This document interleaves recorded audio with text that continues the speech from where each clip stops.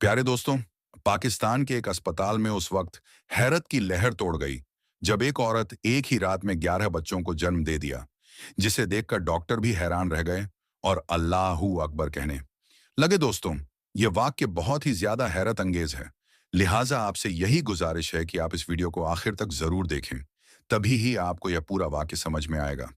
लेकिन दोस्तों, वीडियो शुरू करने से पहले आपसे एक गुजारिश है कि आप इस वीडियो को एक प्यारा सा लाइक जरूर करें, और अगर आप हमारे YouTube चैनल पर पहली बार आए हैं तो चैनल को सब्सक्राइब जरूर करें और साथ ही बेल आइकॉन भी दबा दें ताकि आने वाली हर वीडियो का नोटिफिकेशन आपके पास सबसे पहले पहुंचता रहे।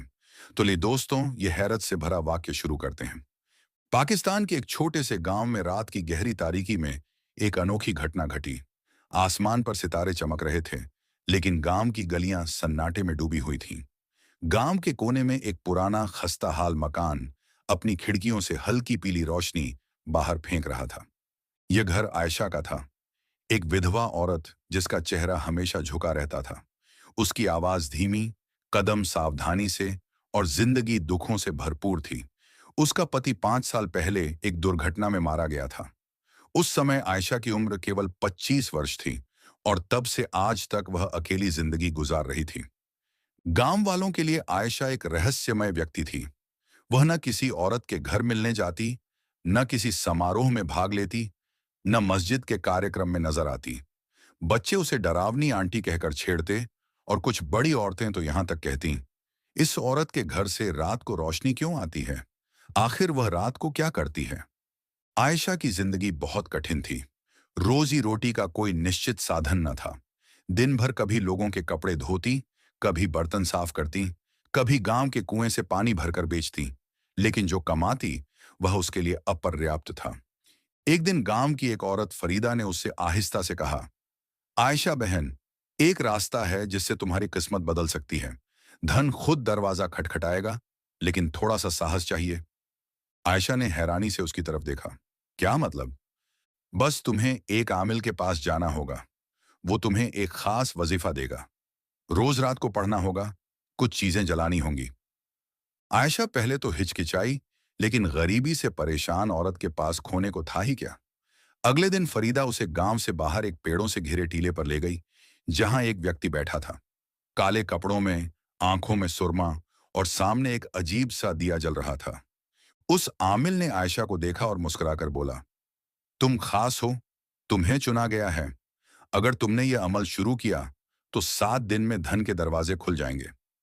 उसने एक ताबीज, कुछ विशेष जड़ी बूटियां और 7 काली मोमबत्तियां दी। साथ में एक कागज दिया जिस पर कुछ अरबी जैसे शब्द लिखे थे, लेकिन वो कुरान की आयतें नहीं थीं। आयशा के दिल में एक पल को डर आया, लेकिन भूख ने ईमान को दबा दिया। रात को उसने कमरा बंद किया, दिया जलाया, मोमबत्तियां रोशन की और वे शब्द पढ़ने लगी। पहली रात कुछ न हुआ। दूसरी रात उसे सपना आया, एक काला साया उसके कमरे में दाखिल हुआ और कुछ पढ़ता रहा। तीसरी रात अचानक एक औरत ने आकर आयशा को कपड़े धोने का काम दिया। चौथी रात 2 लोग राशन लेकर आए। पांचवीं रात अचानक पुराने कर्जदार ने रकम वापस कर दी। आयशा हैरान थी, क्या वाकई यह अमल काम कर रहा है? लेकिन वह नहीं जानती थी कि जो धन आ रहा है वह परीक्षा के रूप में है, वरदान के रूप में नहीं। छठी रात उसने सपने में खुद को एक अंधेरे कमरे में पाया। उसके हाथ खून से सने हुए थे और सामने 11 झूले लटक रहे थे। हर झूले में एक बच्चा था, लेकिन सब चुप और मृत।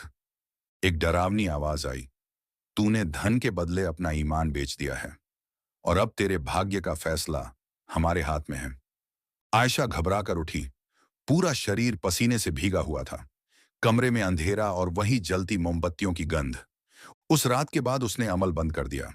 ताबीज को जलाया, मोमबत्तियों को फेंका और चीखती हुई सजदे में गिर गई। या अल्लाह, मुझे माफ कर दे, मुझे गुमराह कर दिया गया। मैंने तेरे सिवा किसी को पुकारा, मुझे माफ कर दे। आयशा ने अगले दिन एक पुराना कुरान निकाला जिस पर धूल जमी हुई थी। वजू किया, सूरा अल बकरा पढ़ी और हर शब्द पर आंसू बहाती रही। उसने गांव की मस्जिद का रुख किया। पहली बार औरतें हैरान थीं। इमाम मस्जिद शख्स मौलाना इब्राहिम जस्टान भी चौंके। आयशा ने धीरे धीरे दीन की तरफ रुजू करना शुरू किया।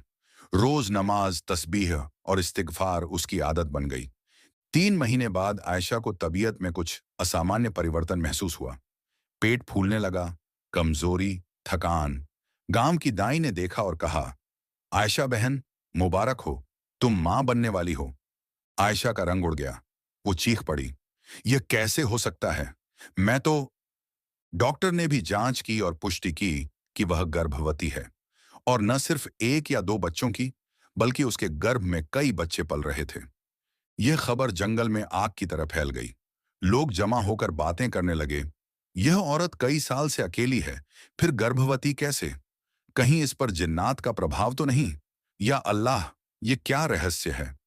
फरीदा ने सबसे ज्यादा बातें फैलाईं, हालांकि वह जानती थी कि क्या हुआ था। मौलाना इब्राहिम ने जब यह सुना तो बहुत दुखी हुए। उन्होंने फैसला किया कि अब वे खुद आयशा से बात करेंगे। अगली सुबह वे उसके घर गए। दरवाजा खटखटाया। आयशा ने जब मौलाना को देखा तो जमीन पर बैठ गई। मौलाना साहब, मैंने गुनाह किया था, लेकिन मैंने तौबा भी की है, और मुझे यकीन है यह जो कुछ हो रहा है वह अल्लाह की तरफ से है। मेरी तौबा का कफ़ारा है। मौलाना चुपचाप बैठे सुनते रहे। उनकी आंखों में आंसू थे। बेटी, रब का करम है कि उसने तुझे तौबा की तौफीक दी। जो बच्चे तुम्हारे गर्भ में हैं, वे शायद इस बात की निशानी है कि अल्लाह तुझे मां बनाना चाहता है। इस बार नूर की मां। आयशा का गर्भ बहुत तेजी से बढ़ा। 7वें महीने में ऐसा महसूस होता जैसे वह 9 महीने पूरे कर चुकी हो। दाई भी परेशान थी। आखिरी रात आई जब वह तेज दर्द में मुबतला हुई। दाई, मोहल्ले की औरतें सब मौजूद थीं। फज्र की अजान के समय अचानक 1, 2, 3, 4 औरतें गिनती करती गईं, और 11 बच्चों ने इस दुनिया में आंख खोली। सुबह की रोशनी अभी फैली ही थी जब मस्जिद की छत से अजान की आवाज गूंजी। गांव में यह खबर जंगल की आग की तरह फैल चुकी थी कि आयशा ने एक ही रात में 11 बच्चों को जन्म दिया है। वह औरत जिसे कभी लोग अजीब और न जाने क्या क्या कहते थे, आज सबकी जुबान पर थी, मगर अब हैरानी, डर और खामोशी के साथ। मौलाना इब्राहिम, जो गांव के सबसे सम्मानित आलिम थे, फज्र की नमाज के बाद सीधे आयशा के घर पहुंचे। दाई, मोहल्ले की कुछ औरतें और मौलाना की बहन पहले से मौजूद थीं। कमरे में 11 झूले बंधे थे, हर एक में एक नन्हा बच्चा, और आयशा थकान से चूर, आंखों में अनगिनत सवाल लिए लेटी थी। मौलाना चुपचाप उसके पास बैठे। उन्होंने पास के पानी के जग से एक गिलास भरा और आयशा को दिया। अल्लाह का शुक्र अदा कर बेटी, तेरे गुनाह पर रब ने पर्दा डाला और तुझे वह मुकाम दिया जो शायद बहुत कम औरतों को नसीब होता है। आयशा की आंखों में आंसू थे। मौलाना साहब, मैंने जो कुछ किया उसके बाद मुझे यकीन था कि अल्लाह मुझे अजाब देगा, मगर ये क्या है? क्या ये रहमत है या सजा?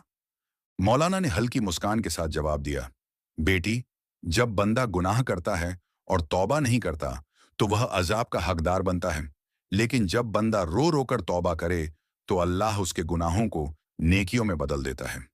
उन्होंने सूरा अल फुरकान की आयत पढ़ी, इल्ला मन ताब व आमन व अमिल अमलन सालिहन फ उलाइक युबद्दिलुल्लाहु सय्यिआतिहिम हसनात व कान अल्लाहु गफूरन रहीमा। अल फुरकान 7070। जिसने तौबा की, ईमान लाया और नेक अमल किए, अल्लाह उसके गुनाहों को नेकियों में बदल देता है। 11 बच्चों की परवरिश आसान काम न था। पहले ही दिन दाई ने घोषणा की कि इन बच्चों के लिए दूध, कपड़े और दवाओं का इंतजाम जरूरी है। आयशा के पास न दौलत थी, न कोई नजदीकी रिश्तेदार। मौलाना इब्राहिम ने मस्जिद में घोषणा की, ऐ लोगों, आज हमारी एक बहन ने अल्लाह की रहमत का नमूना पाया है, मगर यह वक्त सिर्फ हैरानी या तमाशा देखने का नहीं, बल्कि मदद करने का है। उन्होंने एक चंदा अभियान शुरू किया और साथ ही कहा, जो कोई इन बच्चों के दूध, कपड़ों या इलाज के लिए रोज एक नेकी करे, अल्लाह उसे कयामत के दिन नबी की शफात अता करेगा। गांव के नौजवान, बुजुर्ग, औरतें सब आगे आए। किसी ने बकरी का दूध दिया, किसी ने कपड़े, किसी ने पैसे। यूं आयशा के लिए एक नया सफर शुरू हुआ, मां का, मुजाहिदे का और शुक्र का। जब फरीदा को पता चला कि जिस औरत को वह काला इल्म सिखाकर गुमराह करना चाहती थी, वह आज 11 बच्चों की मां बन चुकी है, तो उसका दिल ईर्ष्या से जलने लगा। उसने एक रात फिर से उसी आमिल के पास जाने की कोशिश की, मगर इस बार रास्ते में उसे एक सांप ने काट लिया। गांव वालों ने उसे शहर के अस्पताल ले जाने की कोशिश की, मगर वह बच न सकी। उसकी मौत के बाद मौलाना इब्राहिम ने जुमे के खुतबे में फरमाया, जो दूसरों को गुमराही की तरफ बुलाता है, वह खुद हिदायत से महरूम हो जाता है। फरीदा की मौत हमारे लिए इबरत है, नसीहत है। 11 बच्चों के नाम रखे गए: अब्दुल्लाह, अब्दुर्रहमान, उमर, हमजा, अली, हसन, हुसैन, फातिमा, मरियम, सफिया और खदीजा। आयशा ने अपने बच्चों को कुरान पढ़ाना शुरू किया। मौलाना की पत्नी ने दीनी तालीम में मदद दी। 11 बच्चे न सिर्फ स्वस्थ थे, बल्कि असाधारण रूप से बुद्धिमान भी। जब वे 5 साल के हुए तो सबने नाजिरा पूरा कर लिया। 7 साल की उम्र में आधे से ज्यादा ने कुरान हिफ्ज कर लिया। आयशा अक्सर कहती, ये बच्चे मेरी कोख से नहीं, मेरी तौबा से पैदा हुए हैं। यह रब की तरफ से एक अमानत है। 11 बच्चों की दीनी तरबियत ने गांव में अजीब क्रांति पैदा कर दी। लोग जो कभी नमाज को मामूली समझते थे, अब जमात का एहतमाम करने लगे। औरतें जो आमिलों के पास जाती थीं, अब कुरान सीखने लगीं। मौलाना इब्राहिम ने बाकायदा औरतों के लिए दर्स कुरान शुरू किए, जिसकी पहली शागिर्द आयशा थी। एक दिन वह दर्स में बोली, मैं वह औरत हूं जिसने शिर्क किया, लेकिन आज अल्लाह ने मुझे इज्जत दी, ईमान दिया और इन बच्चों के जरिए मेरी जिंदगी बदल दी। ये सुनकर सबकी आंखों में आंसू थे। एक रात आयशा की तबीयत बिगड़ गई, दिल में दर्द, सांस लेने में मुश्किल। बच्चों ने फौरन मौलाना को बुलाया। वे दौड़ते हुए पहुंचे। आयशा ने उनका हाथ पकड़ा और कहा, मौलाना साहब, क्या अल्लाह मेरी तौबा कबूल कर चुका है? मौलाना की आंखों से आंसू बहने लगे। उन्होंने कहा, बेटी, जिस रब ने तुझे एक रात में 11 बच्चों से नवाजा, वह जरूर कबूल कर चुका है। जा, रब के हुजूर कामयाब हो। कुछ देर बाद फज्र के वक्त आयशा ने आखिरी सांस ली। उसके होंठों पर कलिमा था, चेहरे पर मुस्कान। आयशा की नमाज जनाजा में पूरा गांव शरीक था। 11 बच्चे सफ में खड़े थे, सफेद लिबास में, आंखों में आंसू मगर दिल में सब्र। मौलाना इब्राहिम ने दुआ के बाद कहा, यह औरत हम सब के लिए मिसाल है, जो गुनाह से लौटी, तौबा की और अल्लाह ने उसे इज्जत दी, नूर दिया, नस्ल दी। दोस्तों, उम्मीद है कि आपको यह खूबसूरत वाक्य जरूर पसंद आया होगा और आपको कुछ ना कुछ इससे सबक भी मिला होगा। दोस्तों, आपको यह वीडियो जरा सी भी पसंद आई हो तो इस वीडियो को लाइक करना बिल्कुल भी ना भूलें और चैनल को भी सब्सक्राइब जरूर कर दें। मिलते हैं एक अगली वीडियो के साथ। जब तक के लिए अल्लाह हाफिज।